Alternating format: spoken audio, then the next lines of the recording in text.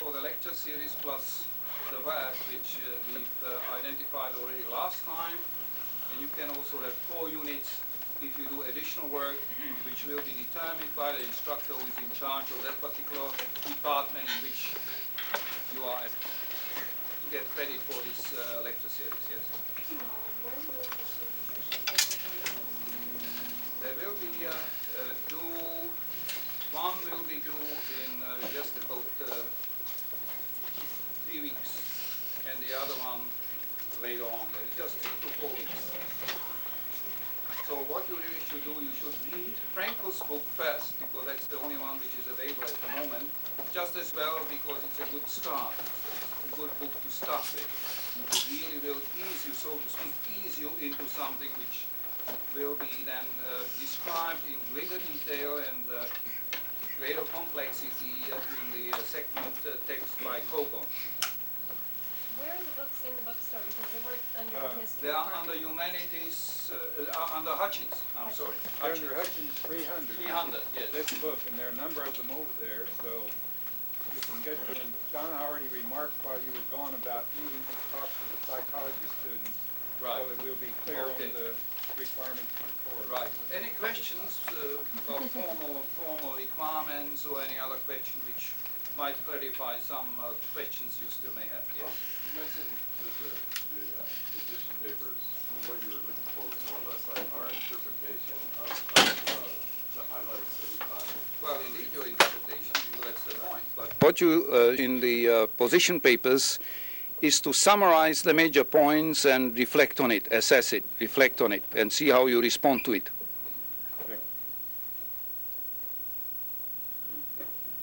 Any other question? Okay, thank you very much.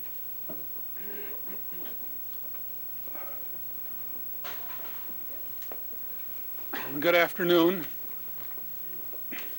Welcome to the first of the 1987 Holocaust lectures at Sonoma State University. This is the 4th year that these lectures have been presented. I am Robert Harris. I head the organization, the Alliance for the Study of the Holocaust, which is sponsoring these lectures together with a faculty group that are interested, as we are, as the Alliance is, in knowledge and understanding of the Holocaust. Actually, we have a rather exciting lecture series. There'll be 9 lectures and 2 panels. The panels will be of survivors of the Holocaust.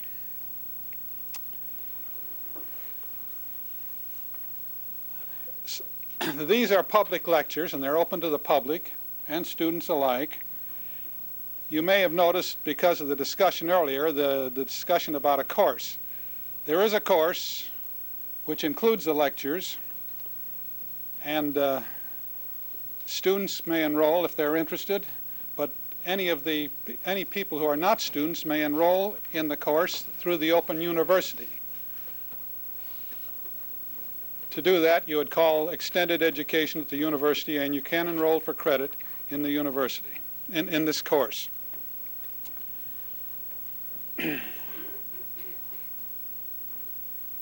Next week, the lecture will be given by Dr. Sandy Lowe. It will be Anti-Semitism, the Cultural Roots, and I urge you to attend because it should be an exciting and engrossing lecture. Today, we're fortunate to have as our speaker Dr. Bob Brown, professor of history at Sonoma State. He's been teaching here since 1967. He did his doctoral work at the University of Paris on modern and contemporary history, and he is engaged in many activities. One which was interesting to me was that he was a co-executive editor of a public journal of peace and change, and shows his interest in one of the major concerns of today: how do we avoid war? Will you welcome Professor Brown? Thank you, Robert. Am I supposed to hold this, or is it necessary? I mean, this doesn't amplify this doesn't actually amplify my voice to you. This is only for the recording. You know, I got to stand like, how about if I put that here? All right, I'll shout into it from time to time. Well, this will do. This will be just fine, Okay, great. as long as... First, there are a number of papers I'd like to pass out. We want this passed out? Where is Richardson?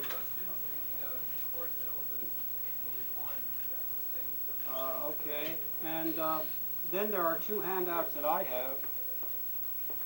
have. Would somebody be kind enough to pass these out? Let's see, that's my handout, and here's another one.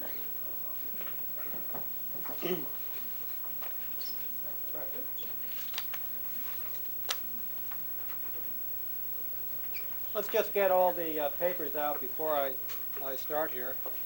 I didn't have a chance to stay the whole length of the period last year, last week. I know that you did see one reel of Triumph of the Will. Did you see more than one? Saw two reels. Okay. Well, if you'll recall in that reel, Triumph of the Will, it opened with Hitler arriving from the air at the Nuremberg rally in 1934. Well, my purpose here today is to talk about how Hitler got up in the air so that he could arrive at the Nazi Party rally in Nuremberg in 1934. As you might suspect from the introduction, the fact that I'm in the history department, there is an important historical background that helps to explain why Hitler came to power in 1933. And my purpose here today is to simply talk about that historic background so that you'll have a better understanding of the conditions of German history into which Hitler came and in effect became the leader of one of the most powerful countries in Europe and subsequently led Europe and the world into World War II. The Holocaust is the focus of this series, and it is, of course, a crucial event in contemporary history. It has a profound meaning for our times, politically, psychologically, and in terms of morality, simple right and wrong. Certainly, any explanation of the Holocaust would have to take a look at the political structure, the psychological climate, and the individuals and groups that participated in the Holocaust. I would like to remind you that there have been other Holocausts. Most recently, the Armenian genocide, which Governor Duke Major takes every opportunity to recall, was essentially the destruction of the great majority of the Armenians living in the Ottoman Empire during World War I. And as a matter of fact, Hitler, in one of his side comments, said when he was coming to power, who remembers the Armenians today? I think one of the major purposes of history and a major purpose of this course, in fact, to keep memory alive. It is important that we know what people are capable of doing to other people under certain historical conditions. It's really a warning to everybody in the world. There has more recently been a genocide in Kampuchea. So the 20th century is a century in which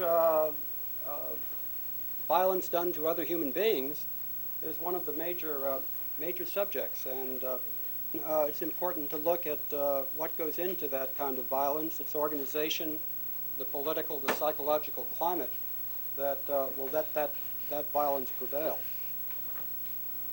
But let me go back to Germany and to the basic question of where does it all begin? And there are short answers. I want to go back to the formation of German unity in 1871.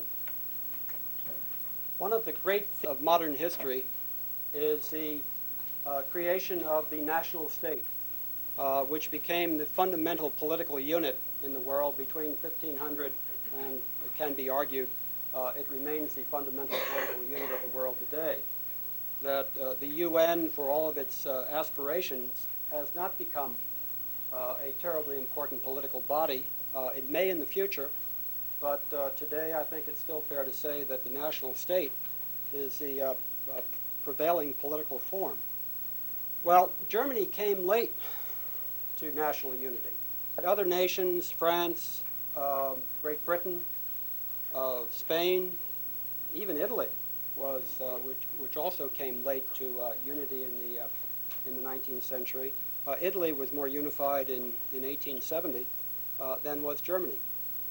But in 1871, Germany essentially became unified in a large part through the political and military activities of the state around which modern Germany was formed. A particularly important individual in that process was the German minister Bismarck, who quite consciously engaged Prussia in 3 wars: the war in Schleswig-Holstein in the 1860s, the Austro-Prussian War in 1868, and finally the Franco-Prussian War in 1870 to 1871. The Germany before its unification in 1871 had essentially been made up of individual German states. I have a few slides here that I'd like to quickly go into so that you just have a brief geographical understanding of the relatively recent creation of the German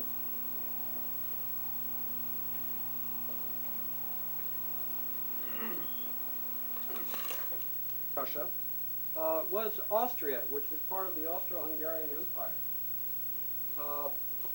Prussia, as you can see there, Prussia was a divided state, and between Prussia, to the north of Prussia, to the south, there were a host of other German states which had existed essentially since medieval times. That there had been no real unity in Germany. There had been some states that were more powerful than others. Prussia was one of the most powerful. All right, by 1866, get a better focus on that. By 1866, Prussia was in the process of annexing North German states to itself.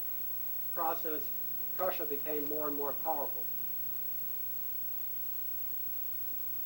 By 1867, Prussia had set up a system of Confederate states in North Germany, which essentially accepted Prussian leadership, but if you'll notice, German southern states, particularly Bavaria, was not a part of that North German Confederation, except Bismarck had essentially come to an agreement that in the event that a German state was attacked by a non-German state, all German states would come to the assistance of the German state attacked. And that made it important in 1870 for Bismarck to essentially maneuver the French into declaring war against Prussia, because what that meant was that all the German states would ally with Prussia against France. Okay.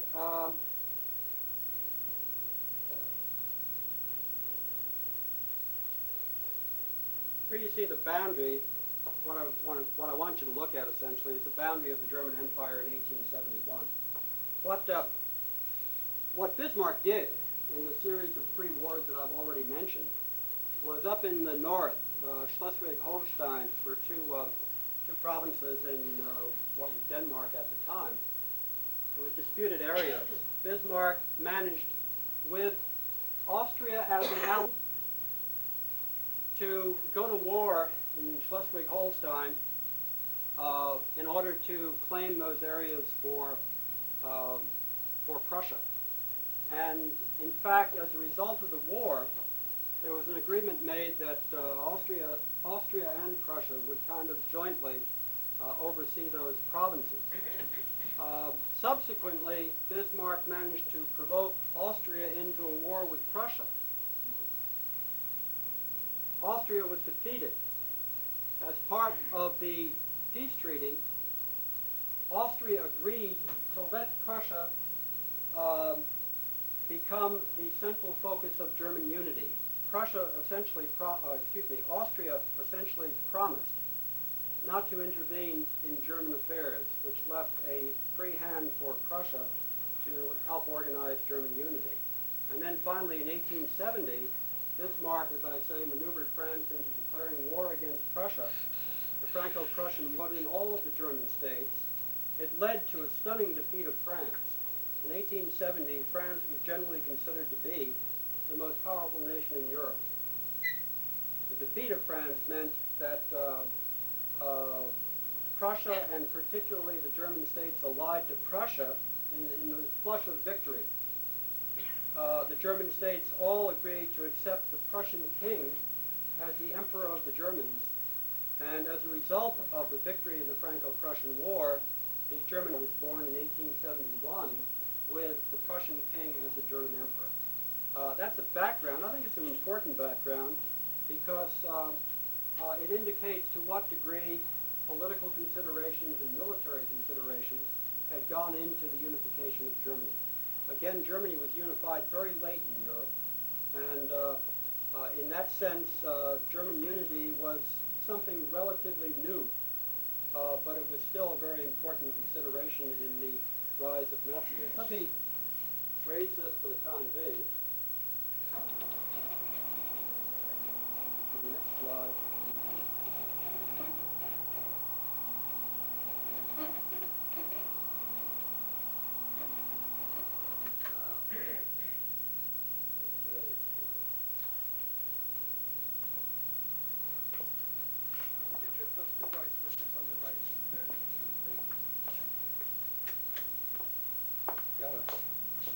Gotta get me in all the beams. Okay. Germany between 1871 and the outbreak of World War I, Germany really became the central power in what was called the Central Powers of Europe. It included the German Empire, the Austro-Hungarian Empire, and eventually, by the time World War I broke out, Bulgaria, the Ottoman Empire. Italy was kind of in between.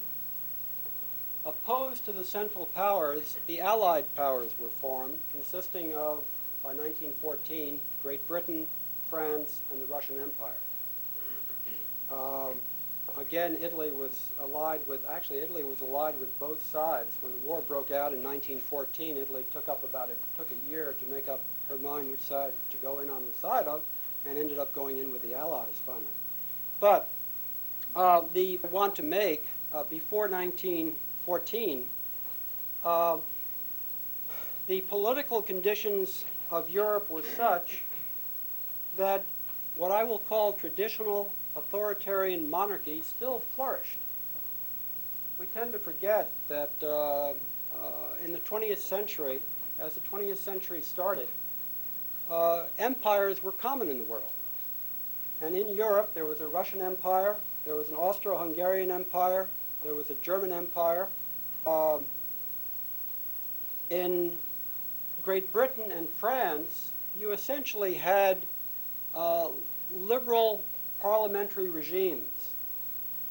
And so it's important to remember that in 1914, before World War I began, traditional values, including an important place for the aristocracy, for the idea of monarchy, was prevalent in wide areas of Europe.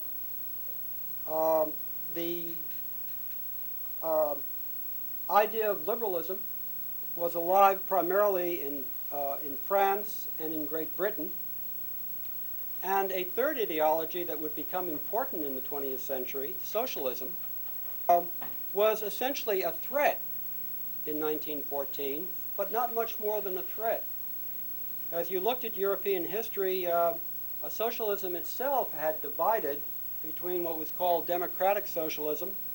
A proponent of that was a man named Edward Bernstein in Germany, and he essentially argued that the socialists could come to power legally, There was also a revolutionary socialism which aimed at the forcible seizure, but that was nowhere very important in Europe, and prior to World War I, there was a Russian revolutionary socialist, Lenin, who was in exile in Switzerland, and anticipating that he would die long before revolutionary socialism ever got a chance. What I'm leading up to, of course, is the fact that World War I becomes a very crucial event in subsequent European history in the 20th century, and it plays a very important role in the development of Nazism in Germany, the development of fascism in Europe. I'm talking about ideologies because I think it's useful to look at the ideological situation that when Hitler came to power, he is the second leading member of a European movement called fascism. Mussolini was really the first. Fascism developed in Italy before it did in Germany. But combating fascism were two other major ideologies, socialism and liberalism. Okay? So that prior to World War I think it's fair to say that politically Europe was predominantly conservative. It was only partially liberal. It was worried about the threat of socialism, but in fact socialism was not much of a threat in 1914. The impact of the war on European history, World War I, was just enormously important. Briefly, the causes of that war related to excessive nationalism on all sides, imperialistic conflicts.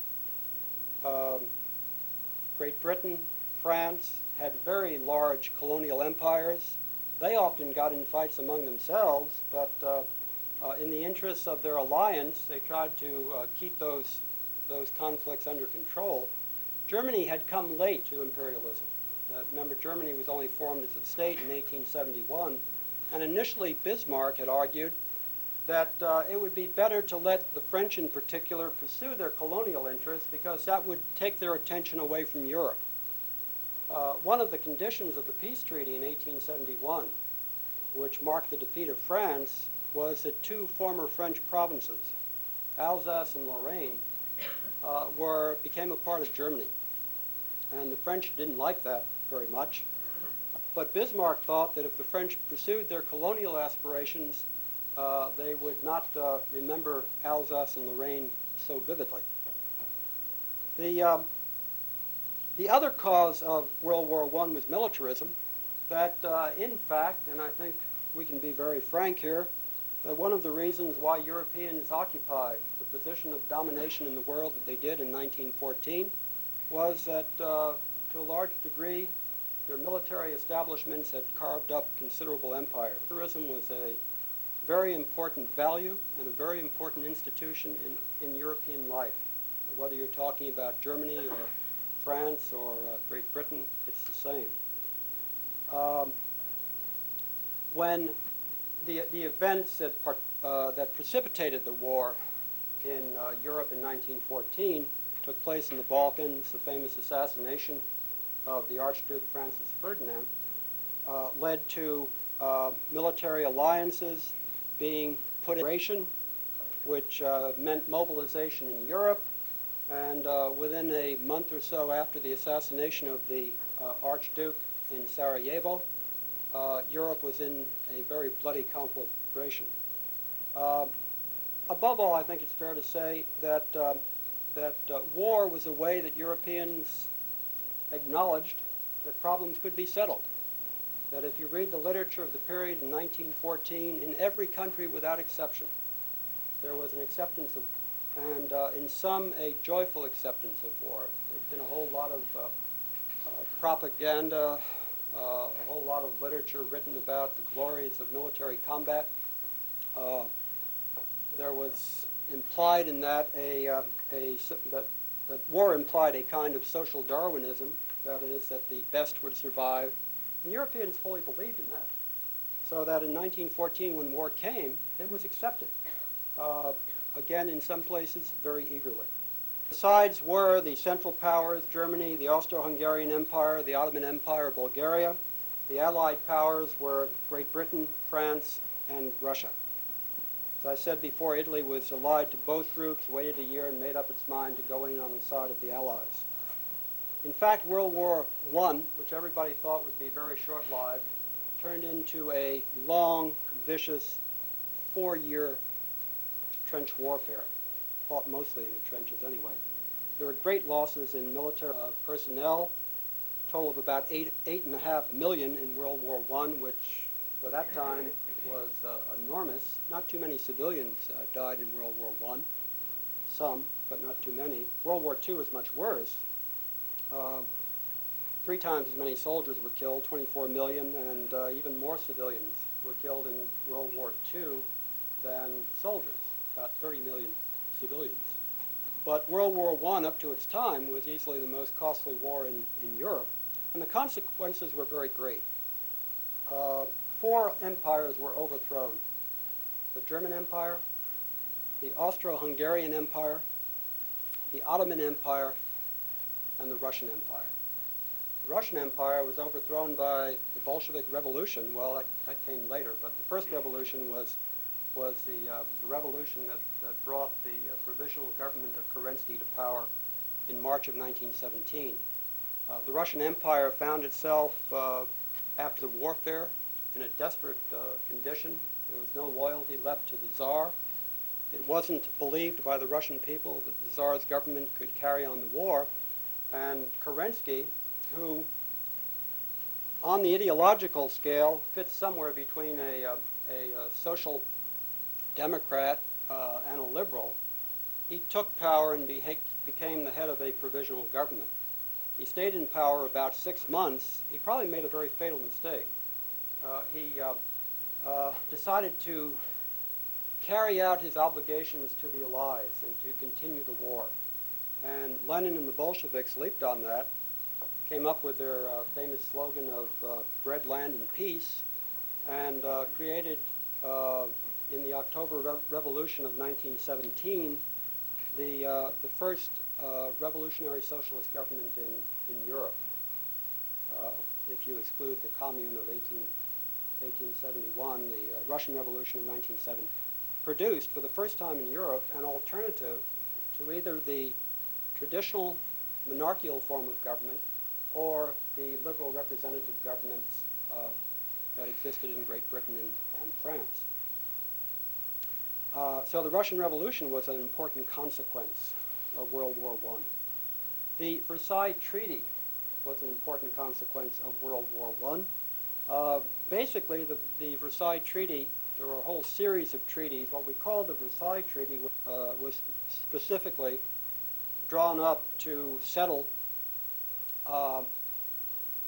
the war with Germany.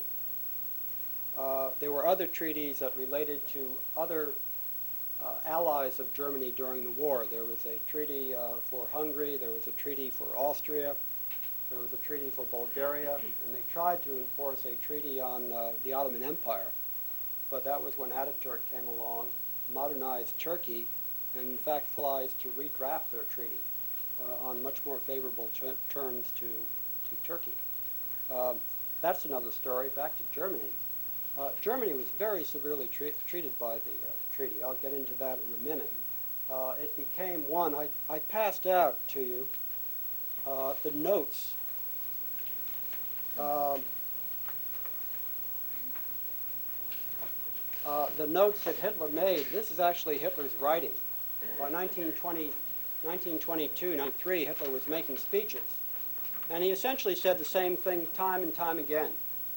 And one of his basic grievances was that the Versailles Treaty was unfair, and that Germany had to completely reverse the Versailles Treaty if Germany was ever again to occupy its rightful place in Europe. And for Hitler and many of the individuals who supported Hitler, Germany's rightful place was that of the most powerful nation in Europe. Let me just say another result of the World War I was the brief appearance of the United States as a major world and military power. I say brief because after the election of Harding, who ran on a ticket, returned to normalcy, the United States tended to withdraw politically and militarily from European affairs, although it continued to play a major economic role. So the United States gave evidence in World War I of becoming a major world power, but then it was almost as if she neglected or wanted to neglect her responsibilities in the political and military field, and she essentially decided that after 1920, particularly with the defeat in the American Senate of the approval of the League of Nations, which President Wilson had his heart set on, the United States decided to play a more or less neutral role in European affairs. Let me just say briefly that the basis of the Versailles Treaty was, in theory, Wilson's 14 points. And Wilson's 14 points called for a reorganization of the map of Europe, essentially to the detriment of Germany and Germany's allies. It looked in 1919, when the treaty was signed, that there was an apparent victory of liberalism, essentially led by Great Britain and France, and to some extent Wilson in the United States, a victory of liberalism over conservative traditional monarchies in Europe. But you have to be very careful there. If you read into the Versailles settlement, what you really find is that Lloyd George, the British Premier, and Georges Clemenceau, the French Premier, were primarily bent on two things: making Germany pay for the war, and two, making sure that Germany would never be a major military threat to either Europe, to either France or Great Britain again. There was a very interesting exchange which shows really the limits of Clemenceau's liberalism. He was talking to Wilson about the fact that Wilson really didn't understand the conditions of the political conditions in Europe. And Clemenceau said, "Mr. Wilson, you have lived in a world that has been fairly safe for democracy. I have lived in a world where it was good form to shoot a Democrat. Mr. Wilson, if I accepted what you propose as ample for the security of France, after the millions who have died and the millions who have suffered, I believe, and indeed I hope, that my office would take me by the nape of the neck and have me shot at daylight," unquote. That's a little bit the tenor of the conversations that went on in the discussions over the nature of the Versailles Treaty. Clemenceau wanted Germany punished, made to pay for the war, neutralized as a major military force on the continent. Now, if you think about it in the context of history, that was really enormous, because between 1871 and 1920, Germany had been the major military force on the continent. Britain might have had the greater navy, but in terms of land forces, Germany was far and ahead the most dominant nation. The Treaty of Versailles with respect to Germany had the following effect. Alsace and Lorraine went back to France.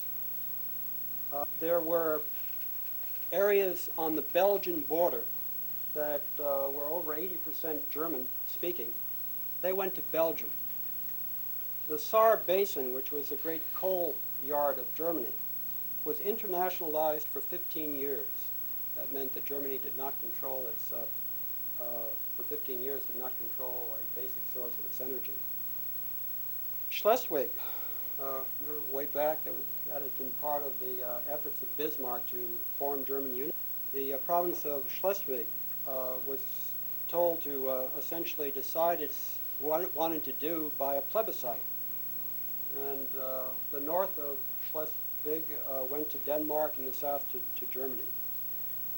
Posen in West Prussia went to Poland. Poland was a newly created state. I'll show you in a minute. I'll show you the new map of Europe after World War I. Danzig became a free state on the Baltic within a Polish customs union. The German colonies in Africa and the Pacific went to the Allies through the League of Nations, and those allies, in fact, included Japan. Japan was an ally of Great Britain and France and the United States during World War I, and they were richly paid for their friendship by substituting or replacing the Germans in German concessions in China and other places in the Pacific. One of the most difficult things for the Germans to do, according to the treaty, was to end up accepting responsibility for the war. There was a famous Article 231 where Germany said that she was responsible for starting World War I. That was something that was insisted upon by both the French and the British in particular, because having accepted responsibility, Germany was liable. The other allies of Germany were too, but Germany was a much wealthier nation economically and more able to pay. The military provisions limited Germany to an army of 100,000 men. They had had millions in uniform during the war, and a navy of just 6 ships.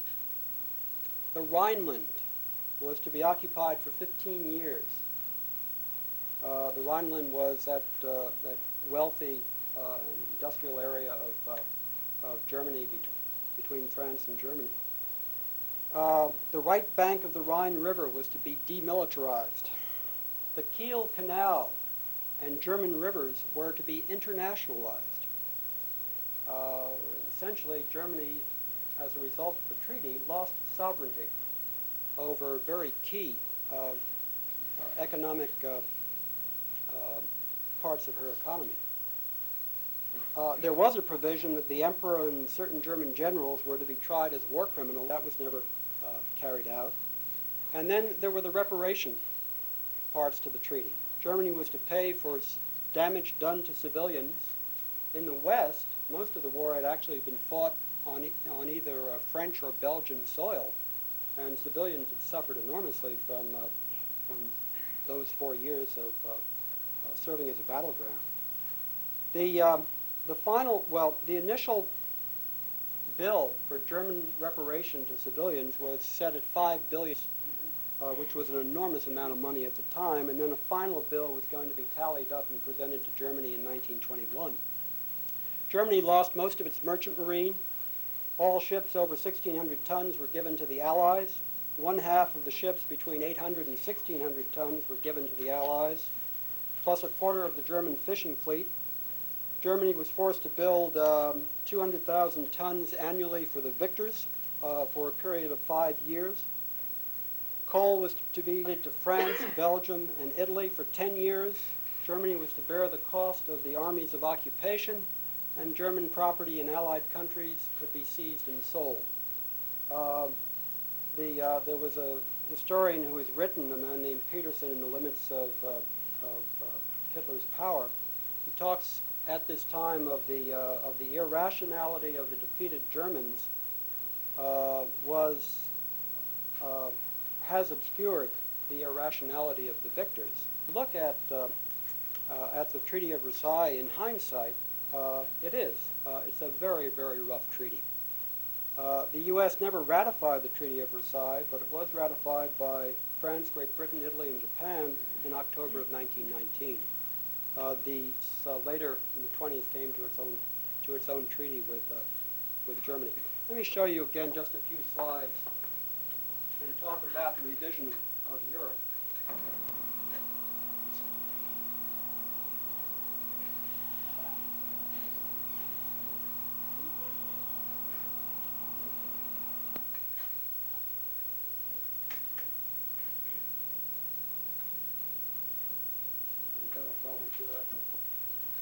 Oh, somebody turn that off up there. The other one that goes on. One on top. On top.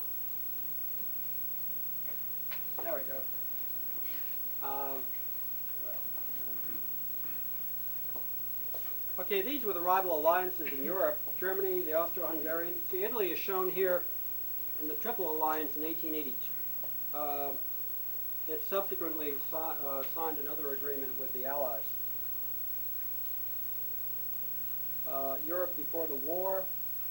Notice that you have in the Central Europe, you have the large Austro-Hungarian Empire, you have the German Empire, you have the Russian Empire. You don't see countries like Yugoslavia, Czechoslovakia, Poland. Okay?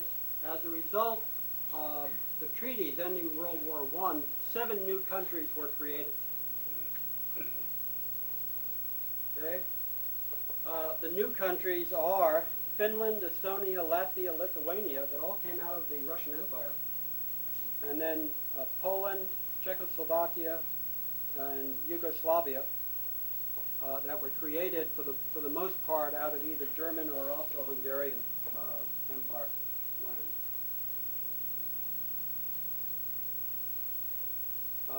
Here are the new nations of Europe in 1919. Here's the Versailles Treaty. There's that the famous Article 231. Germany accepts the responsibility of Germany and her allies for causing all the loss and damage to which the allies and associated governments and their national objectives.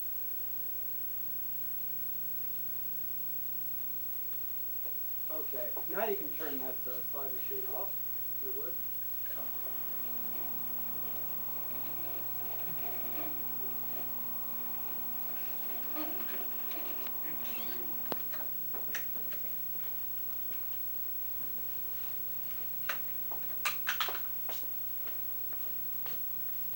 Okay, Germany, the government of Germany that accepted the Treaty of Versailles was the Weimar Republic. As the name indicates, the Weimar Republic was a reflection of liberal political ideas. It had a very liberal constitution with plenty of rights of individuals. The concept of liberalism was new in Germany. Traditionally, Germany was a monarchy. It had been formed under the aegis of the Prussian monarchy. Traditional social forces in Germany had supported that monarchy.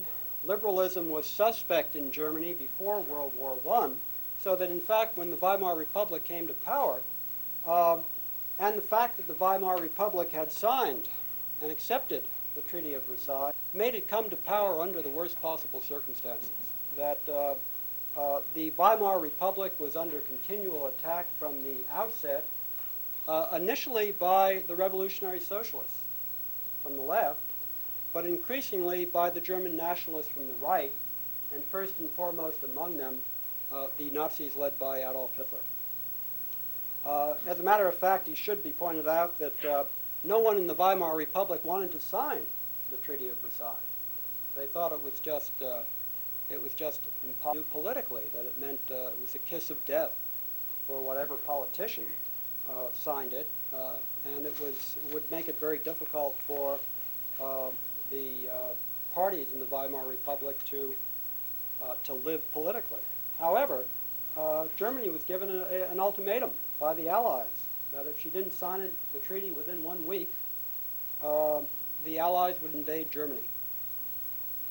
The German Chancellor at that time, Scheidemann, resigned. Hindenburg, who was still a leading military figure in Germany, said that, told the government that we cannot count on repelling successfully a determined attack of our enemies. But as a soldier, Hindenburg went on to say, I would rather perish in honor than sign a humiliating peace, unquote. Well, a new cabinet was formed after the resignation of the German Chancellor Scheidemann, was led by Gustav Bauer, who was a social democratic labor leader. One of the key members of the cabinet was a leader of the Catholic Center Party, Matthias Erzberger, and Erzberger finally decided to sign the treaty 1.5 hours before the invasion was to start. In 1921, I should add, he was shot to death walking in the Black Forest of Germany by a German nationalist who was outraged that he had signed the treaty. Erzberger probably knew that he was signing his own death to sign the treaty. The majority Social Democrats and the Liberals were blamed for accepting the treaty all through the 1920s and until the arrival in power of Hitler. They were easy targets for Nazi propaganda. Germany between the wars, that is between 1920 and 1939, is a fascinating place to study. The basic question in Germany was, what do you do when you're defeated? How do you react to defeat?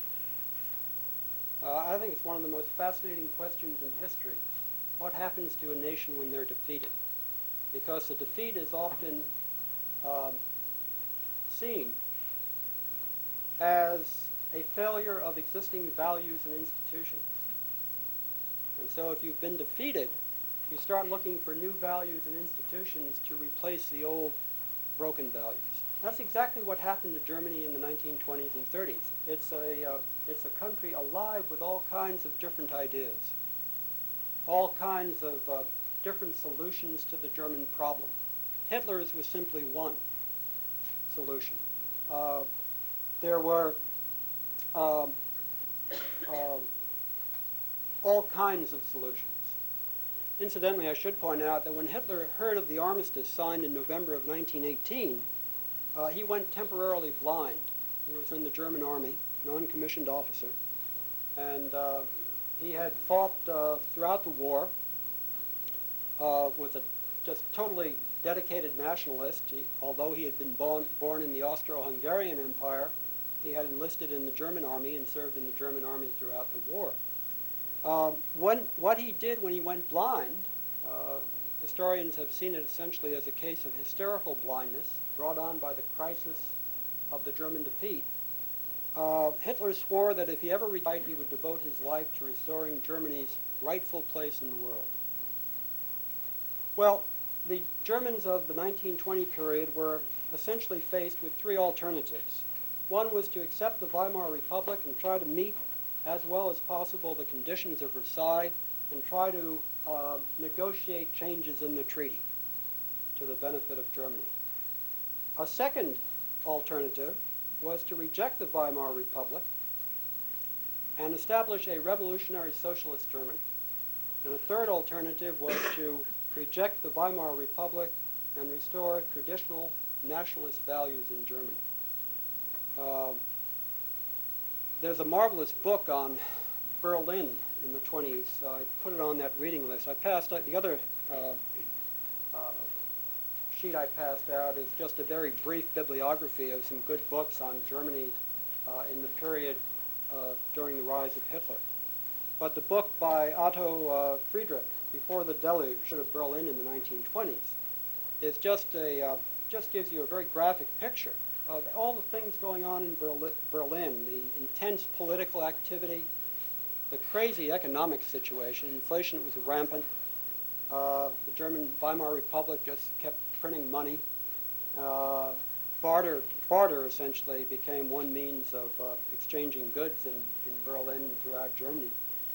Social mores were changing rapidly. Cabarets were flourishing.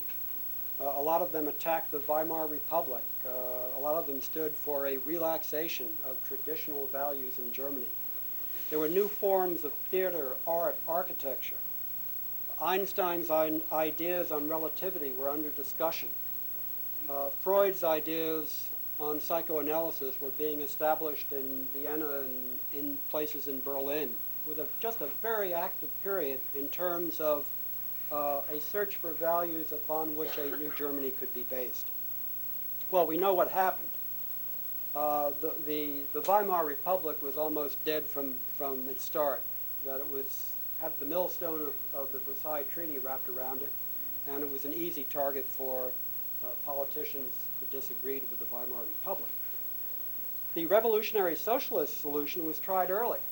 In January of 1919, there was a Spartacus group, later called Communists, who were led by Rosa Luxemburg and Karl Liebknecht, and they fomented or helped lead a revolt in Berlin, which was put down by the military. In February and March of 1919, there was a communist uprising in Munich, Berlin, which was repressed. In March of 1920, there was an important communist uprising in the Ruhr Valley, one of the great industrial areas of Germany. Germany repressed that with severity. French troops were actually brought in, and the French took over Frankfurt and other Ruhr cities at the time. Military repression essentially ended the threat of a revolutionary socialist takeover, but in fact, in the 1920s, the German Communist Party was a major rival of the Nazis, and very often the communists and the Nazis fought in the street, each trying to enhance its action. What you can look at the Weimar Republic through the electoral process. There were a series of elections that were held between 1919 and when Hitler finally came to power in 1933. And generally what happened was that all through the period of the Weimar Republic, in the first election of 1919, the most important political party in the German Reichstag was the Social Democratic Party. Continually, the Social Democrats lost numbers essentially to the gain of people on the right. The right nationalist parties were the ones that tended to gain with each election. For example, in 1925 there were presidential elections, and the nationalist candidate for German president got 10 million votes on the first round, and a socialist candidate got about 8 million votes. There was a second round. The first nationalist candidate withdrew in favor of Marshal von Hindenburg, the German military leader of World War I, who eventually was the winner. And he gained, in the final round in 1925, he had 14 million to win, to about 13 million for the center candidate, a man named Marx. The center party was a Catholic party. And then there was a communist candidate who had about 2 million votes in 1925. It's interesting that Hindenburg, as president of Germany in 1927, when dedicating a military memorial, repudiated German responsibility for World War I. That is, he repudiated publicly Article 231 of the Versailles Treaty. Nothing much was done by the Allies at that time. They just kind of shrugged it off. They had their own problems, and Germany was still, for all practical purposes, living up to the Versailles Treaty. In the 1932 presidential elections, you have Hindenburg running against Hitler, and a third candidate, the same person who had run in 1925, the leader Thälmann. Hindenburg was elected with 18 million votes in 1932. Hitler got over 11 million votes, and the communist candidate got 5 million. So that already in a short space of 7 years, Hitler had become one of the leading political figures of Germany. In the Reichstag elections of 1932, these elected 230 representatives. They were the largest party, but not a majority in 1932. And both there were 89 communists in that Reichstag in 1932. Both the communists and the Nazis said that they would not enter into a coalition with any other party. And what that meant was that the remaining parties could not form a stable government. And by 1933, was invited by Hindenburg, still president of the German Republic to become the chancellor. Well, what Hitler did right after that, I have a film that'll fill in some of this, some of the information about, well, where did Hitler come from? Well, Hitler essentially left the war, became the 7th member of the Nazi Party, which was in Munich, in a beer hall. Very quickly discovered that he was a marvelous mass speaker. He had the power to sway crowds. He had a marvelous sense of the audience. And he would start he would start off slowly and end up by whipping up the crowd to believe that the Nazis, in fact, had the only solution to the problems of Germany. He, again, the message that he repeated was a simple one. The Versailles Treaty had to go. Bolshevism had to go. The Jews were behind the Versailles Treaty. The Jews were Bolsheviks. The Jews ran the world. There was a Jewish conspiracy in the world. Ideas which, you know, in terms of rational thought, could have rather easily been destroyed. But in fact, part of the, you know, when you go to define what fascism was, you can define it by certain key characteristics, such as fascism was nationalistic, it was militaristic, it was racist, it stressed emotion over reason, it was anti-liberal, anti-intellectual, anti-Marxist. So that when people heard Hitler, you can see, well, actually the growth of the German party is uneven. Hitler tries an early coup in 1923. It doesn't get him very far, gets him in jail, as a matter of fact, but in jail he wrote this very extraordinary book, Mein Kampf, where he essentially said exactly what he was going to do if he ever came to power. And what he was going to do was he was going to restore Germany to its rightful place in Europe by military means. And Hitler's Nazi Party, after Hitler got out of jail, he started to organize it again. It seemed to make some progress. It slipped back a little politically. And then the Depression of 1929 hit Germany very hard. And as the Depression hit, Germany, the German Nazi Party, became, in the process of subsequent elections, the largest single party in the German Reichstag. Once Hitler came to power, once he was invited to become the Chancellor of Germany, there was the famous burning of the Reichstag. It's still unclear who burned the Reichstag. The Reichstag was a building, to be similar to our Congress, a building in which the German Congress met.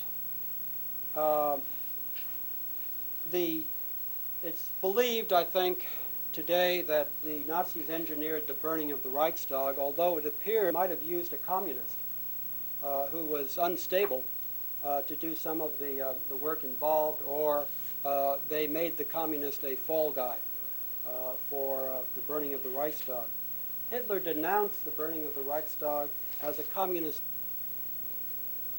Hindenburg, the president, issued emergency decrees suspending constitutional guarantees of free speech and free press.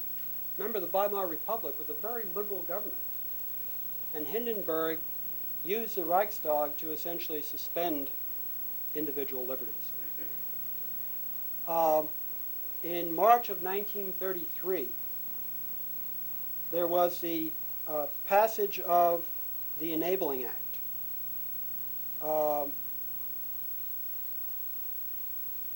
The Enabling Act gave Hitler's government dictatorial powers until April of 1937. That is, for 4 years, Hitler was given full powers to do what needed to be done to restore order in Germany. And what you see is a very rapid series of changes in 1933. the Constitution of Germany national rather than federal.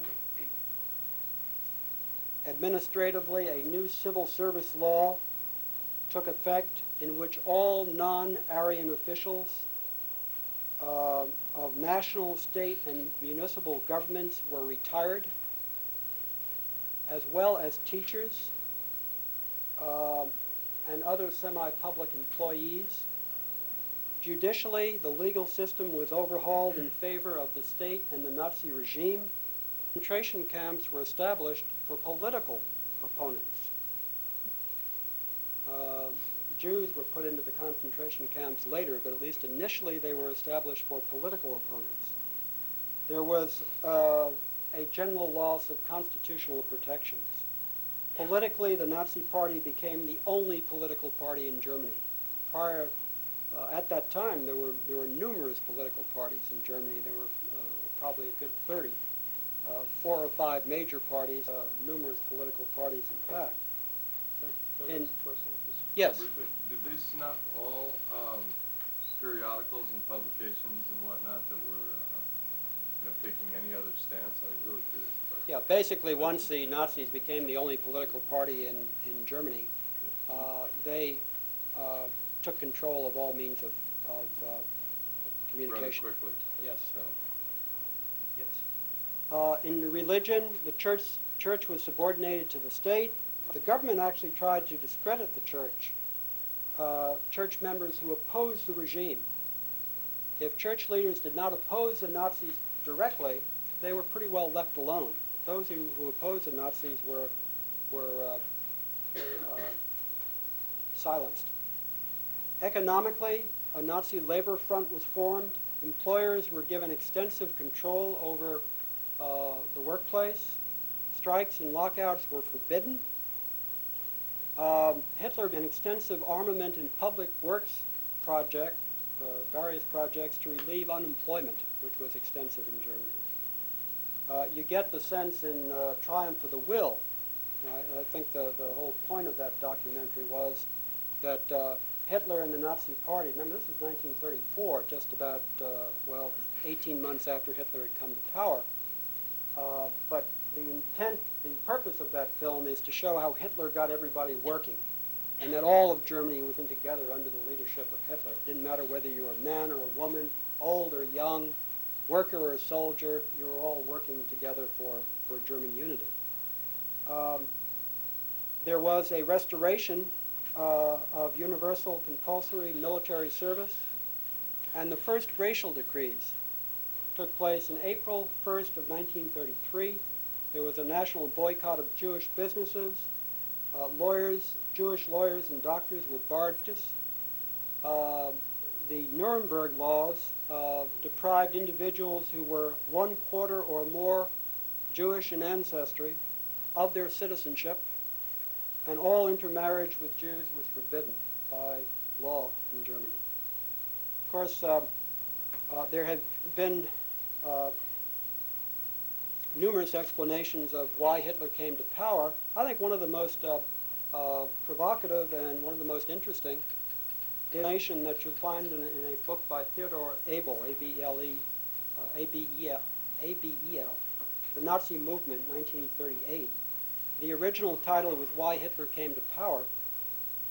And what Abel did was to use autobiographies of people who had become Nazis. In 1934, a prize contest took place in Germany for the best personal life history of an adherent of the Nazi movement. The prize was 400 marks. And this project was actually put together under the tutelage of Columbia University in New York. And there were 600 people who contributed to this prize contest, and they were summarized in the final book according to occupation, class affiliation, date of joining the party. As a matter of fact, these biographies are now deposited in the Hoover Library. So if you ever get a chance to go there and you want to see why people joined the Nazi Party, they're actually one of the best records left, and they were made at a time in 1934 when in fact the aggressive political and the policies of Hitler outside of Germany really hadn't come into effect. But it turns out from this study that the average person who joined the Nazi Party by 1934 was in his early 30s.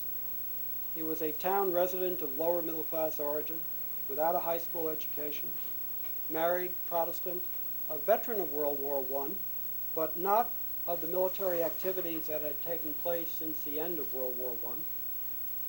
Generally, the political affiliation before joining the Nazi Party. They belonged to no veteran or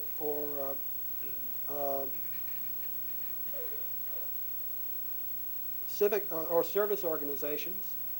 They had generally joined the party in about 1930, 1931. Their first contacts about the party involved either reading about it or attending a meeting. All were strongly dissatisfied with Weimar Republic, the liberal Republican regime in Germany, but they had no specific anti-Semitic bias, which is a somewhat strange finding in the light of what subsequently happened. Their economic status was secure. They never had to change their occupation, job, or residence, or had they ever been unemployed. In a general way, Abel sums up the four reasons for people joining the Nazi movement in the following way. The first and major reason was discontent related to what had happened to Germany as a result of Versailles in the 20s and the loss of her place in Europe. A second reason for joining was the particular ideology and programs of the Nazis. Time after time, people responded that they felt at home in the Nazi Party. They liked the Nazi program of action, liked the kinds of speeches that they heard. They were emotionally attached to the Nazi Party as the party that expressed their ideas about the world. There was on tactics and strategy, the Nazi Party was appealing because it wasn't a party of action. The only other party of action in Germany, according to these people, was the Communist Party. I mentioned before how the fascists and the communists often engaged in street fighting in Germany in the 1920s and early 30s. And finally, the fourth reason for joining was Hitler himself, the charismatic character of Hitler's leadership. So that's something of the background. I would, I guess, summarize it all up that the coming to power of Hitler is a conjunction of values, organizational structures, a particular individual and a group of followers that seemed to be, for large numbers of Germans in the early 1930s, a solution to the problems that Germany had experienced since its defeat in World War I. And that in a sense, the Nazi Party and Hitler were Germany's answer to the historical defeat of 1918. Let me stop there. I have a short film which is called The Twisted Cross, which more or less goes over what I've already indicated. I think the pictures will illustrate many of the things I've said and some of the things that I haven't said. The Twisted Cross is a film made in 1958. Large parts of it are documentary. It was made by NBC. It particularly focuses upon the Nazi ability, and particularly the ability of Hitler, to use propaganda effectively and to move the masses. I think it should be noted that Hitler is one of the first, perhaps probably Mussolini is the first, politician of the 20th century who was a mass leader, moved large numbers of people. politics before the 20th century tended to be done with relatively small groups, not out in the street. And Hitler turned out to be an expert in the use of psychology, the use of his own voice to move support for his goals. Or this documentary, you'll be able to see where play acting has been spliced into the film. But there are large parts of it which are in fact documentary. What the film shows is the lack of respect for democratic traditions, respect for the law, the value of the individual. And I think it's a relatively good summary of Germany between 1919 and the accession to power of Hitler in 1933. Then if we have time for any questions, we can.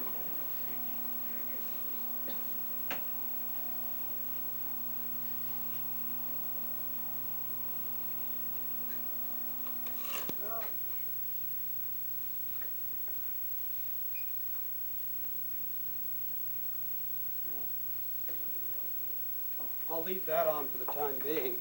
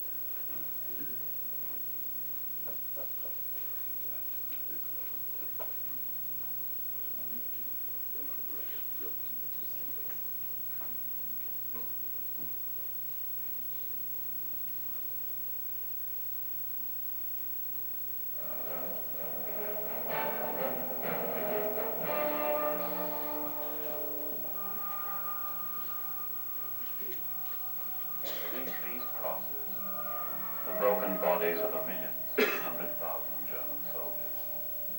In 1914, they marched to conquer Europe, and 4 years later, they bequeathed desolation. A country drained of life, stupefied by defeat, without energy, without hope. I'll take any job, but there are no jobs.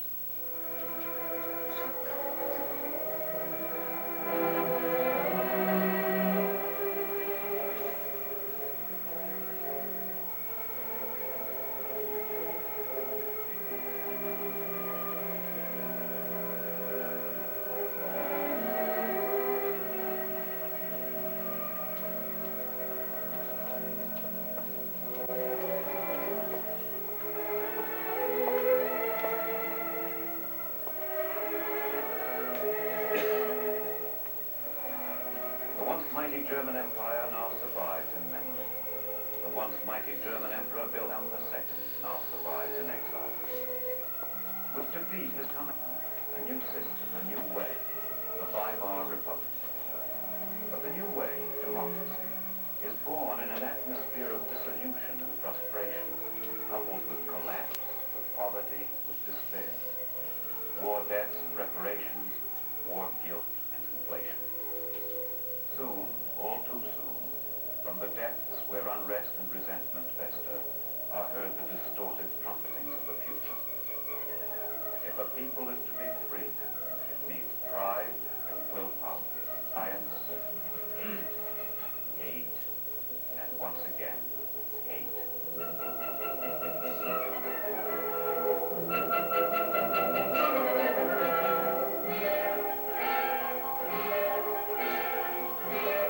Knowing no democratic tradition, the Germans attacked their infant republic. Radicals of the right, radicals of the left, inflame the discontented, exploit the chaos. In Saxony and in Thuringia, in the Ruhr, communist uprisings, strikes, violence. attacks from the left, attacks from the right.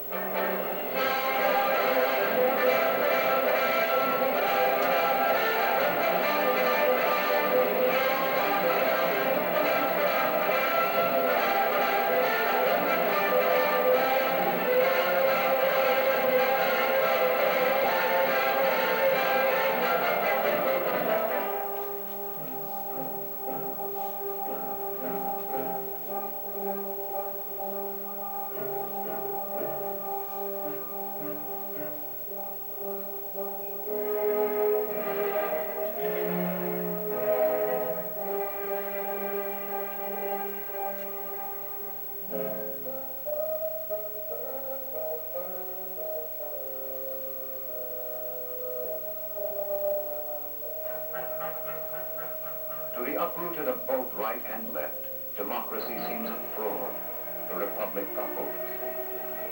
Among the bitter and bewildered, among the politically immature, the politically weak, a new infection begins to spread from the gutters of Munich, where men dressed in brown and called stormtroopers make propaganda for a violent political program that promises to redress Germany's wrongs and exterminate her enemies within.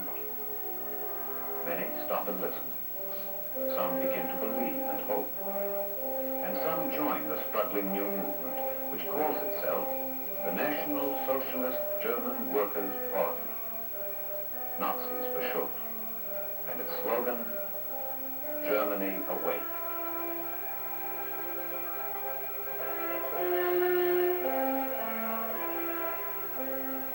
Adolf Hitler, an obscure but brilliant Austrian rabble-rouser, is the leader of the Germans, and he tells them, the principle of democracy is the principle of destruction.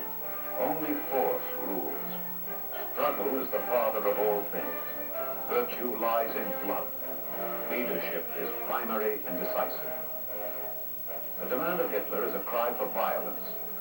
Violence against the Republic and destruction of the Versailles Peace Treaty which shackles German militarism. Violence against the Jews and destruction of all who question the racial superiority. Says Hitler, we will incite the people. We will lash them to a frenzy. He does.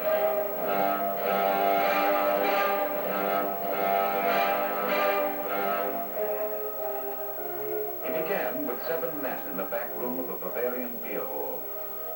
4 years of time and 4 years of continuing despair net him a following that hails him as Der Führer, the leader, and sees in him the hope of Germany. His speech has strange powers to rouse an audience. It is our mission to cause unrest. We shall see to it that disorder arises, that there is no quiet in the world.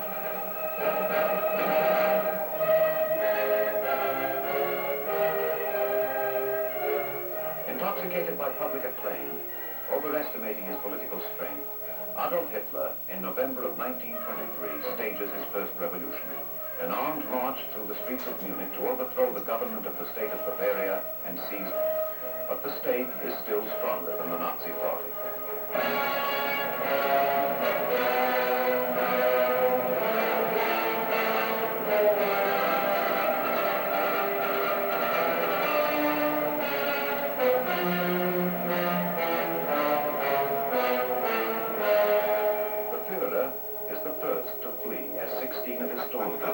Dead or dying in the street. But he fails to escape and is sentenced to prison for treason. At the age of 35, his career seems over before it fully started. So it seems in 1923. But Adolf Hitler never doubts, never, his destiny. In prison, he writes a book, Mein Kampf, My Struggle, in which he boldly decrees his program for conquest and oppression. The world ignores him. But the seeds have been scattered, and they find their soil.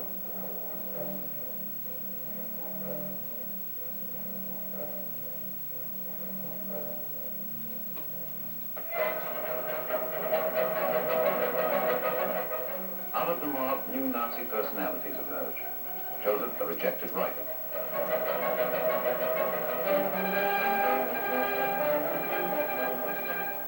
Hermann Goering, a jobless Air Force officer.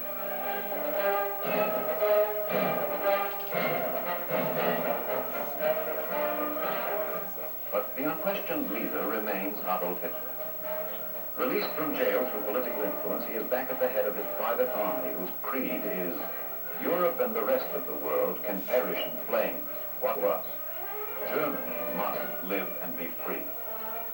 And to the German youth, Hitler says, you are today the defense of a movement which is called to revolutionize Germany someday from the bottom up.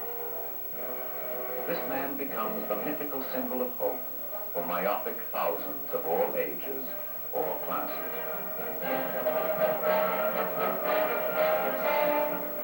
But Adolf Hitler means to be more than a mere symbol for thousands. He means to be absolute master of 62 millions. And on Germany's millions he turns the power of his dark, demonic personality, the flood of his impassioned oratory. His method is a thousand-fold repetition of a few simple points, a few shoddy ideas. Germany, he says, was never defeated. She was stabbed in the back by Jews and traitors at home. The pure Aryan Germanic race is destined to rule the world. Only a strong man, a dictator, can save Germany from red revolution and democratic weakness. He appeals to patriotism and to national pride, to hatred and to resentment. Always and everywhere, the appeal of this master of opportunism is emotional, irrational. He says, reason can treacherously deceive a man, but emotion is sure and never leaves him. And, he says, I fanaticize the masses in order to make them a tool of my policy. His only real policy, his only real program, power without limit.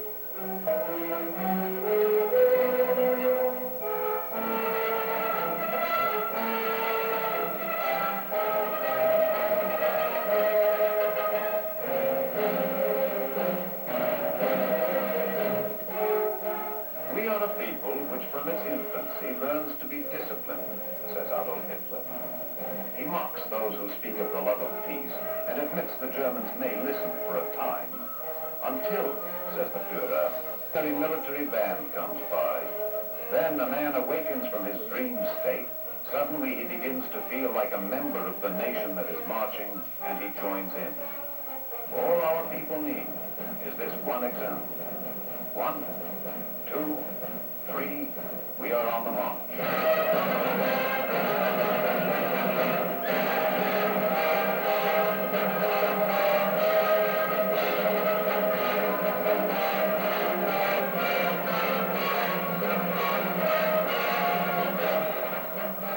Now, the rejected writer Joseph Goebbels has an outlet for his words, written and spoken. As chief Nazi propagandist, he proselytizes according to the formula of his Führer. The people, in their primitive simplicity, are more easily taken in by a big lie than a small one. Joseph Goebbels drenches Germany in a torrent of big lies, and the day is coming when he will say, in truth, propaganda made the Third Reich.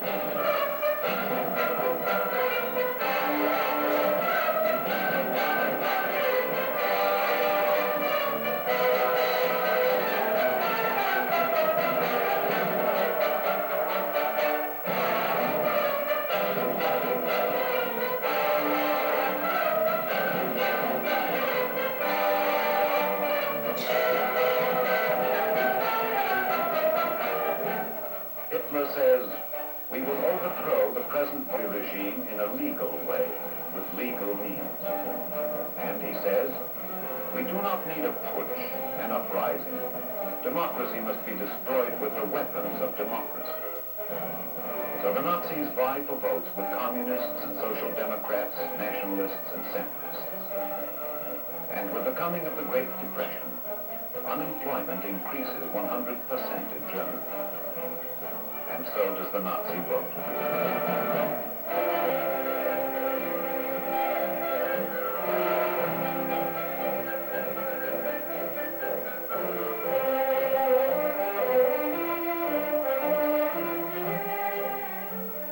The German Republic verges on paralysis with the clash of 24 political parties.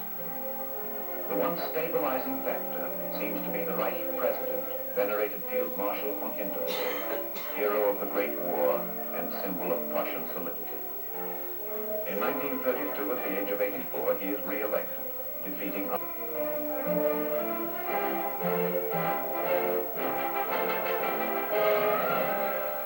But Hitler's political power becomes greater than ever with the election of 230 Nazi delegates to the Reichstag, the German parliament. Hitler now has more members in the Reichstag than any other party. Sieg Heil, hail victory. Hindenburg sees only two alternatives: political stalemate or accepting as Chancellor Hitler.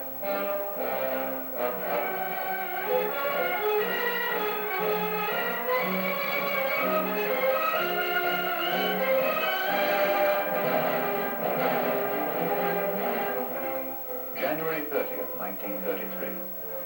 President Hindenburg appoints Hitler Chancellor of Germany. The ceremonies are formal and they are proper.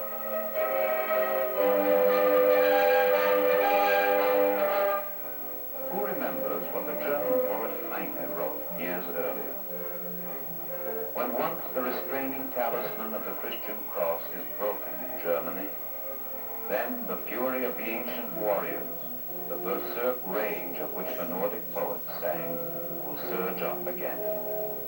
The old stone gods will rise from forgotten ruins and rub the dust of 1,000 years from their eyes. And Thor, with his giant hammer, will leap up and smash the Gothic cathedrals. And when that crash comes, it will be like nothing heard in history. Now Germany marches to the twisted cross, the swastika. And the man for whom the torches are lighted says, yes, we are barbarians.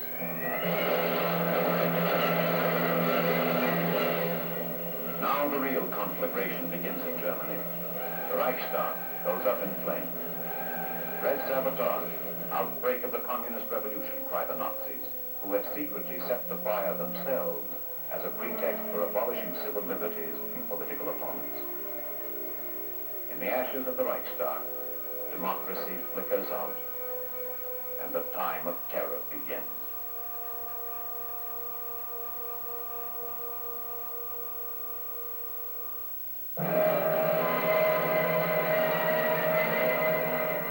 With pomp, with pageantry, with Wagnerian grandeur, in mass demonstrations that create mass emotion, Adolf Hitler makes visible his vision of the new order.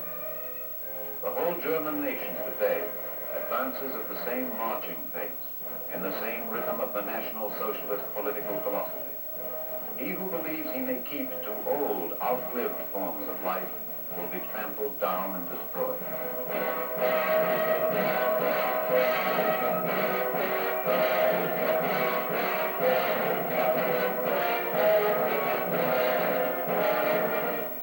And millions of Germans solemnly swear the oath by Hitler's first deputy, Rudolf Hess. We bind our lives to a man through whom superior forces act in fulfillment of destiny. Do not seek out with your brains. You will find him with your hearts. Adolf Hitler is Germany, and Germany is Adolf Hitler.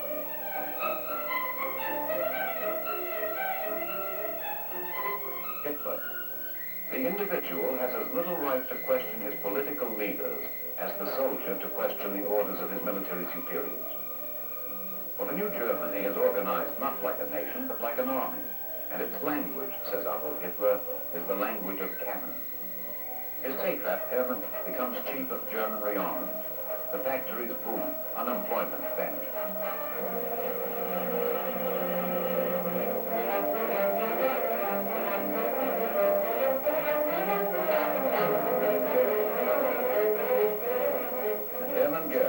Once a fighter pilot for the Imperial Germany of the Kaiser, now commands an air force in the resurgent Third Reich of the Führer.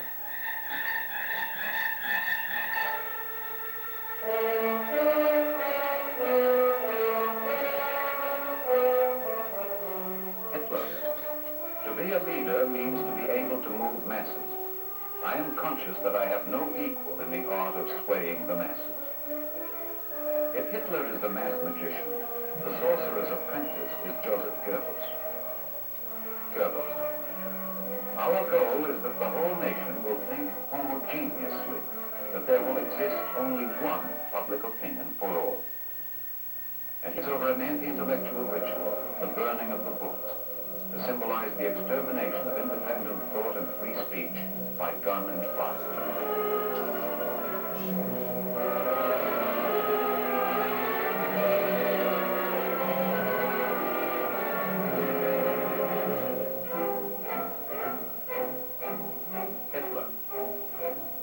Understand only when they are conscious of a master. Terror is the most effective political instrument. It is my duty to use of every means of training the German people to severity and prepare them for war. Heinrich Himmler is Hitler's deputy for terror and the training of terrorists, a former chicken farmer, grim, precise, and pitiless. In the secular monasteries of the movement called Ordensburgen, Himmler educates the cream of German youth for his SS, his elite guard, an order of Nazi knights molded in the vision of the philosopher Nietzsche, a band of splendid blonde beasts, a race of conquerors and masters, pledged to protect the holy grail of pure Germanic blood from the corruption of inferior races. Says their Führer, a youth will grow up from whom the world will shrink back, a violent, dominating, brutal youth. There must be no weakness or tenderness in it. I want to see in its eyes the gleam of pride and independence of the beast of prey.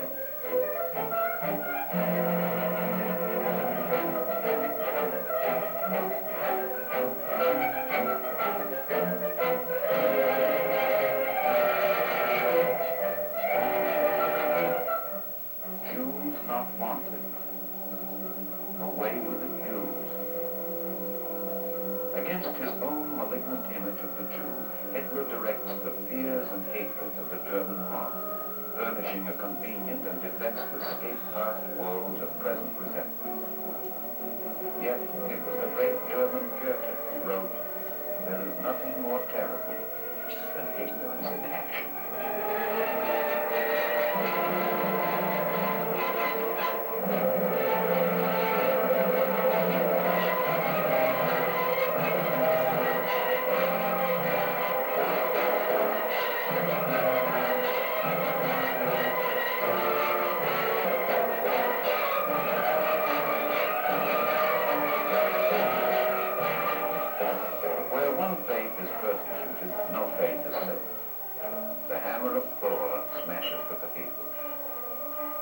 No God but Germany itself, says the Führer.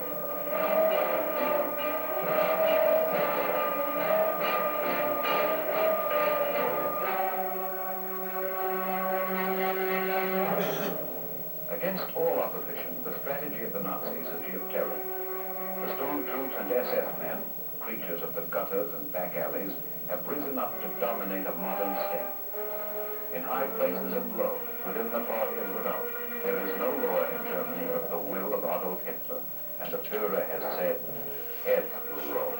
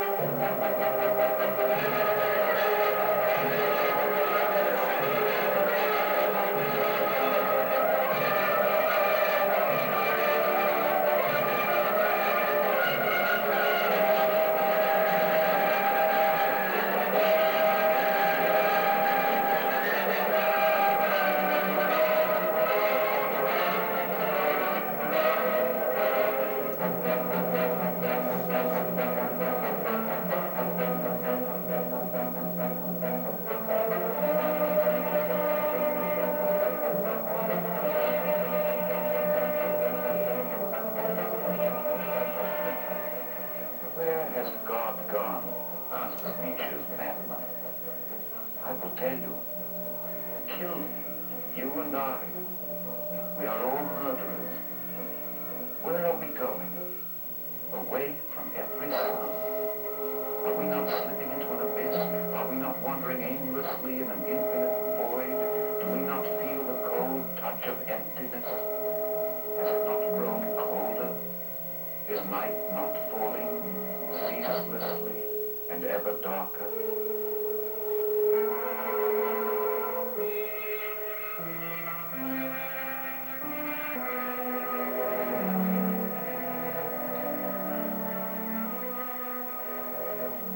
At Dachau near Munich, at Oranienburg near Berlin, at Buchenwald near Weimar, the concentration camps of the Third Reich break the land of Bach and Luther, of Brahms and Schiller. Monuments erected by totalitarian experts who organized the murder of 12 million helpless beings.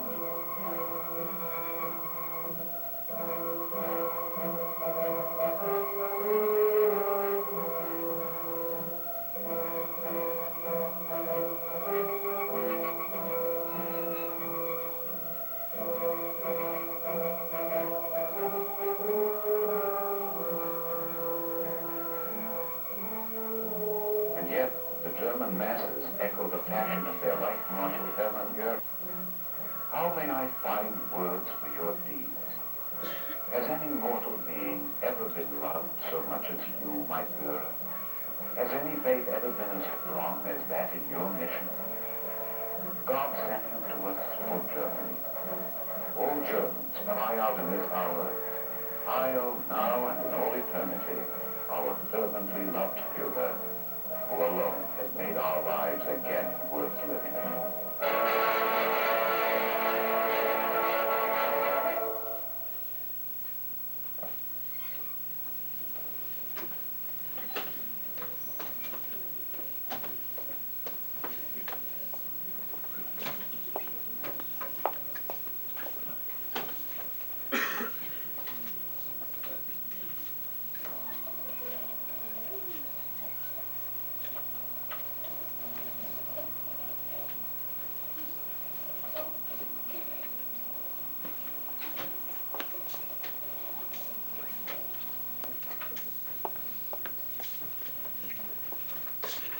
We have a little time for any questions that people might have.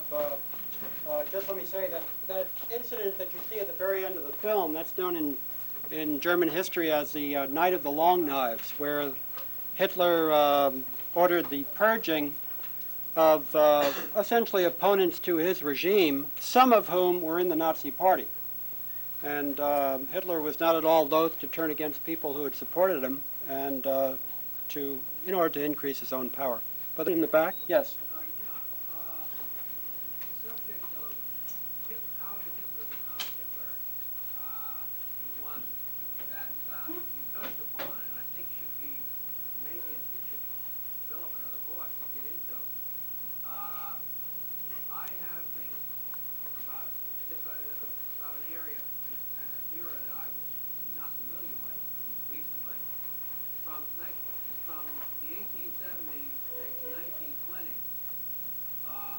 Germany was filled with these small, very ultra-rightist racial parties. The political activity that was going on, extremely anti-Semitic, extremely racial. And Hitler and Himmler and people of that age were influenced by that. And this is my opinion anyway, that if anybody thinks that Mein Kampf developed totally out of Hitler's imagination, I think they're absolutely wrong. This was a synthesis of the ideas of all these parties. He himself, while he was a soldier and on furlough, and during those his formative years, 20 and 19 and so forth, he used to go to these little cell meetings, and he picked up this ideology, the extreme racism that was developed in these parties. Well, I think it's an important thing that yeah, you study. yeah, I think it's certainly an important question what kind of individual was Hitler and how did he become that way? There are a fairly wide variety of answers to that. Some people essentially look at Hitler's upbringing and claim that it's not essentially different from that of a whole lot of other people, and that in fact the decisive moment in Hitler's history is probably the crisis caused by the defeat of World War I. There's a very good article on Hitler's, it's a chapter in the book by Erik Erikson, Childhood and Society, The Legend of Hitler's Childhood. He looks at it from a psychoanalytic perspective and comes essentially to the point of view that there were certain factors in Hitler's upbringing that later influenced the policies that he put into effect once he came to power in essentially a totalitarian state. But you know, besides the importance of the individual, I think it's also very important to look at the structure of power in German society, where in fact extraordinary power was placed in the hands of one individual. A situation like that, if that individual has particular hatreds, they have a much greater opportunity than one would normally have in a position of power to put those hatreds into policy. What I find intriguing in, I don't know whether it's true, maybe John would have a better sense of who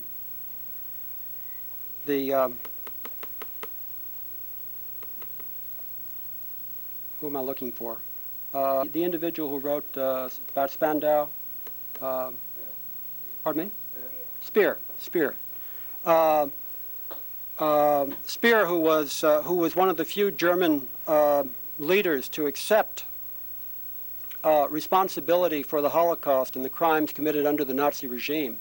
Most of the others said, well, we were just following orders, and the orders eventually led up to the top of the power hierarchy, Hitler. Speer said that he thought Hitler was simply using anti-Semitism as a political tool to get support. He didn't believe that Hitler meant it. And here we get into the distinction between the different kinds of anti-Semitism that existed in Germany. Hitler came out of Austria, and an argument is often made that Hitler was influenced by people who were anti-Semitic essentially in a genetic sense, that Jews and other peoples in Europe, the Slavs, were inferior biologically, and therefore should be either kept in that inferior state or suppressed. There was another form of anti-Semitism in Germany, which was in part linked to religion. You can, in effect, trace that all the way back to Luther at the time of the Reformation. Well, actually, it goes back into the medieval period. But Luther, at the time of the Reformation, invited German Jews to become Lutherans. And they said, no, thank you. And Luther, there are a number of writings of Luther quite violently anti-Semitic. But that was anti-Semitism based on a religious foundation and not biological. And Hitler seems, and I think it is an important element of his youth, to have been influenced by a form of anti-Semitism that saw Jews as inferior people. Yeah, but see, my point was that somebody like Speer could think of Hitler as just using anti-Semitism as a political device, and not, at least he claims, he should have realized much earlier that in fact Hitler meant it when he said that he was going to kill people. You can find in Mein Kampf, for example, Hitler writing that if 20,000 Jews had been gassed, there never would have been a stab in the back, so that already in the mid-20s, Hitler is thinking in terms of gassing people who are considered traitors to Germany. Yes? I was thinking about that map earlier where you showed the different small states of Germany before the United. These basically were extensions of feudal fiefs, weren't they? Essentially feudal. Yeah, they're a reflection of medieval feudal practices, yes. So in other words, Germany basically didn't really get out of feudalism until the late 1800s. Well, no, that's not quite, well, I was saying that the feudal style of, I mean, because it seems almost as though when you see them marching around in circles and saying, bring up Thor and all that stuff, I mean, it seems like there's this direct philosophical connection with, you know, Well- their roots as being, you know, barbarians before they were Christians. Well, Germany had gone through the Enlightenment. Many German figures had contributed to Enlightenment thought. Germany had gone through the modern period. They just hadn't formed a unified nation until Right. 1871. But yet, by the illusion of the film, it seems like a lot of these people were not people that were results of the Enlightenment, because they're peasants and street people, basically, where the Enlightenment people would be those influenced by the monarchies and the higher court living, and where for the lower Well- classes, you know, there's no Enlightenment down there. You know, one of the difficulties about the whole Nazi experience, I think, is that most people would agree that Germany had made tremendous contributions to European culture. And one can also point out that an argument has been made that the Jews in Germany were better assimilated than in any other European country. And so you have this, I mean, it's just, if you want a discontinuity in German history that takes place under the regime where they are singled out and labeled for extermination. And it's very hard to explain rationally. I mean, you can talk about the roots of anti-Semitism in Germany, but every European country was anti-Semitic to some degree. And in fact, the history was that Jews were pretty well assimilated in Germany. It's difficult, yes. Is there any truth to the oft-repeated allegation that Hitler himself was not pure Aryan and was Jewish? There- Possibly his motivation could have been a case of self-loathing, which is very often prevalent. Well, there is speculation to the point that Hitler might have been descended, might have had Jewish blood, but that has remained speculation. Nobody's proved that. There was something else I was going to add on to that. That Hitler himself. There is a interpretation, a psycho-historical interpretation of Hitler that talks about Hitler's hatred of the Jews coming from the fact that his mother died of cancer and was not treated effectively by a Jewish doctor, and that Hitler, I mean, it's an explanation that you can either value to or not, but it's an explanation that suggests that the anti-Semitism in Hitler developed more in connection with not so his idea that he was part Jewish, but what had happened in terms of his own upbringing in connection with the Jews. Also, Hitler spends a period in Vienna where, in fact, he was very subject to violent anti-Semitic propaganda of the Austrian variety, and he seems to have bought a lot of that. Yes? Did Germany make good in the repayment of war reparations? Not really. They were renegotiated. They had to be renegotiated. At different times, Germany tried to pay off the war debts in inflated currency, which, for example, the French refused to take, and the French marched in and took over parts of Germany until a more valuable currency was paid in forms of reparations. So that was an issue that remained, the German debt problem remained an issue until Hitler came to power.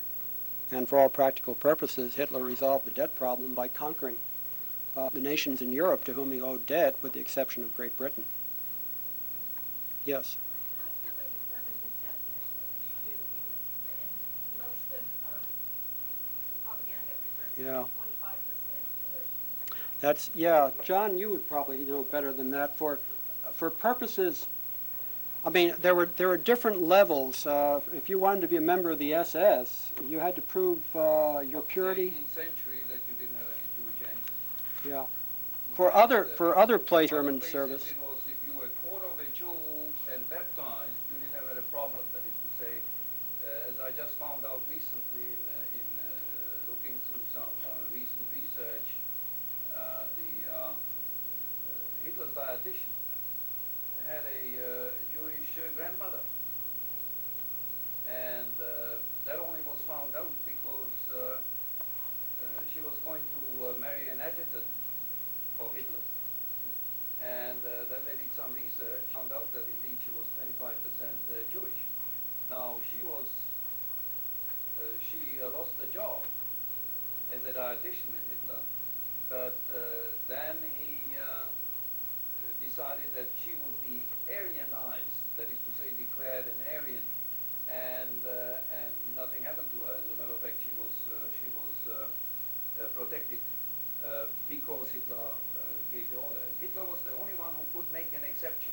He was the only one who was legally entitled to make an exception to the racial laws. He was the only one. So any exception had to go through him. So the problem started with people who were 50-50 Jewish and not baptized. They were in trouble because they are viewed as Mishlings of, that is to say, mixed background of first grade, and they were not exempt from being sent to concentration camps. Now those who were best, they were 50%, they could be exempted. That is to say, not be persecuted, except they were not viewed as equal. That's just about roughly. Something that could also be pointed out is that it was also true before Germany settled on the final solution to the Jewish problem, that the first stage was to try to get German Jews to immigrate. If a German Jew had the army during World War I, they benefited from that service, and they were treated more leniently, and essentially they were urged to immigrate at the start. But what should be also mentioned that the Jews were by no means the only ones. The Gypsies were also involved, and then also some Slavs. First of the people who were actually gassed at Auschwitz were also Slavs, Russian prisoners of war. And homosexual. No, they are not gassed, no. Wrong. They were persecuted, but they are not gassed. And in prison. Sent to concentration camps, but they are not gassed.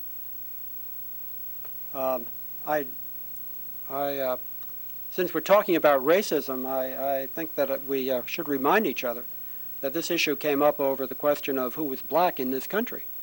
And it was essentially decided by a court in, I think it was Virginia, that any kind of black, any degree made that individual black in the eyes of the law. So that racism is, it's important to note that racism is also a phenomenon in our history too. Well, just think in terms of American Indians. What happened to American Indians? Virtually decimated, or a sort of genocide. Question? Any other? Yes. How many people were given an opportunity to immigrate? Everybody, or just special cases? The initial policy was to try to force Jews to immigrate. And,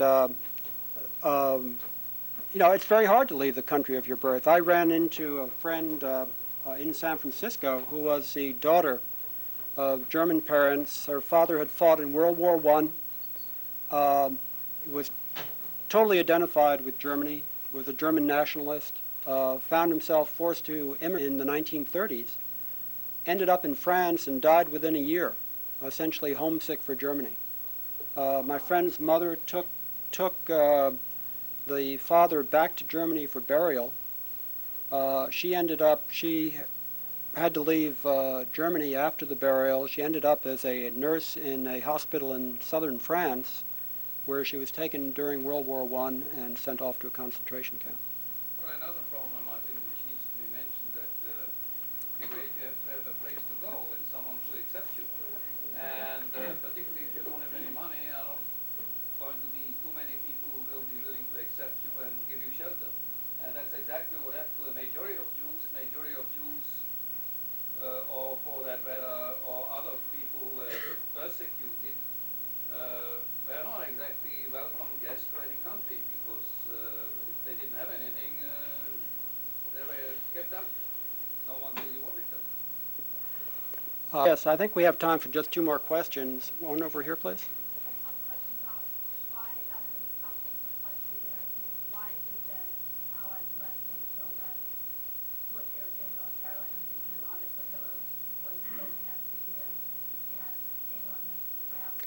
Well, the United States was kind of into. yeah, even before Hitler came to power, the German army passed essentially secret agreements with Soviet Russia to do some military training in Soviet Russia. It's more or less the fact that the German army in the Weimar Republic was a state within a state, and the Weimar Republic depended on the army, and the army could do pretty much what they wanted. So that in a sense, the army did, even before Hitler came to power. The German army violated the spirit of the Treaty of Versailles. One of the big issues in the 1920s and 30s is Great Britain and France were very ambivalent about the rise of fascism in Germany. That many historians have charged that the British and the French were both more concerned with Soviet Russia and the development of the Soviet Union. And they predicted, Neville Chamberlain, for example, predicted that sometime in the future, Germany was bound to come into war with the Soviet Union. So that at the time of the Mutiny, for example, an explanation of both German and French behavior, where Hitler was allowed pretty much to dismember Czechoslovakia, is caught up with the fear of communism and the spread of communism in Europe.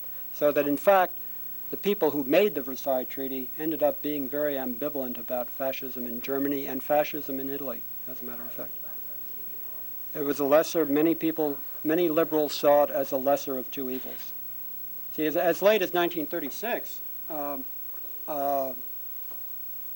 people still thought, well, actually in 1938, Chamberlain still thought that you could cut a deal with Hitler. That Hitler would be satisfied with the return of the Sudetenland to Germany, and that Hitler was somebody that you could bargain with. And I think that Chamberlain just made a tragic error. And France... The fact that he said that was his last territorial demand. Well, yeah. Yeah, well, I mean, Hitler was willing to say anything. France was terribly politically in the 1920s between the right and the left and the center.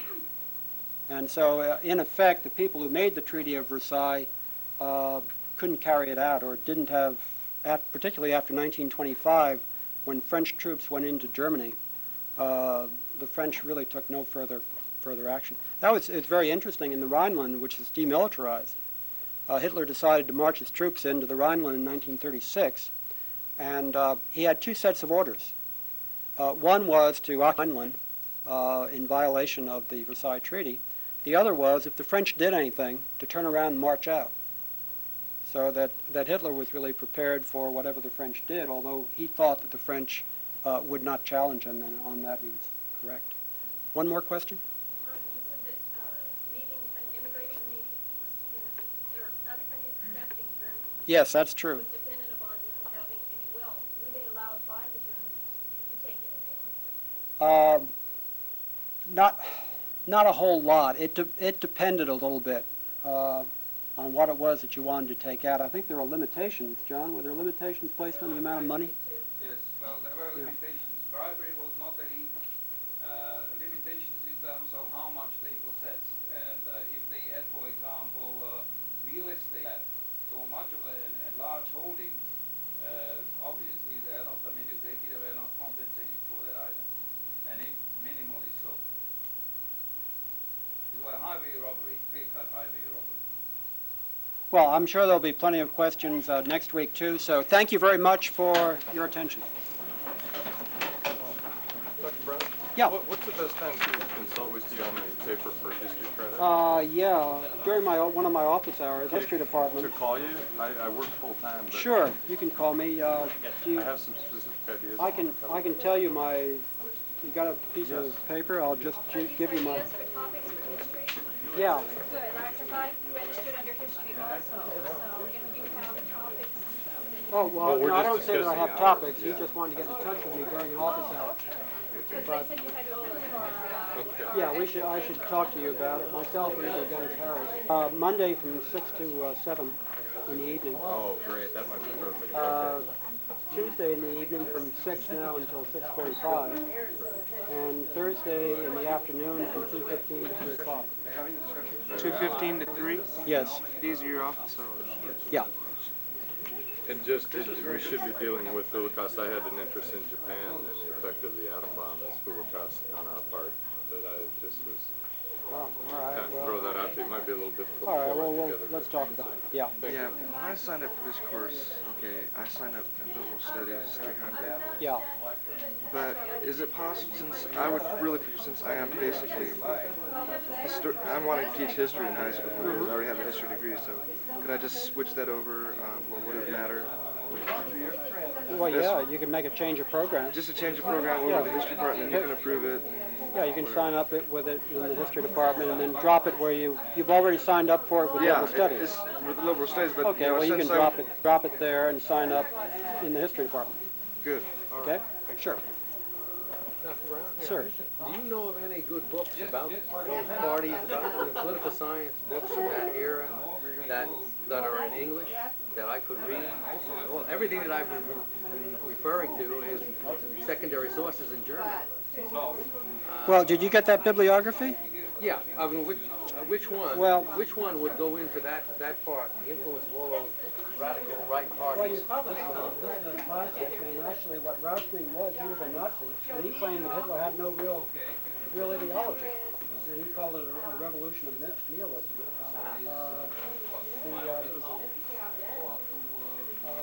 This is a very good standard book. I mean, it covers the whole period of Well, I'm talking about that 1870 to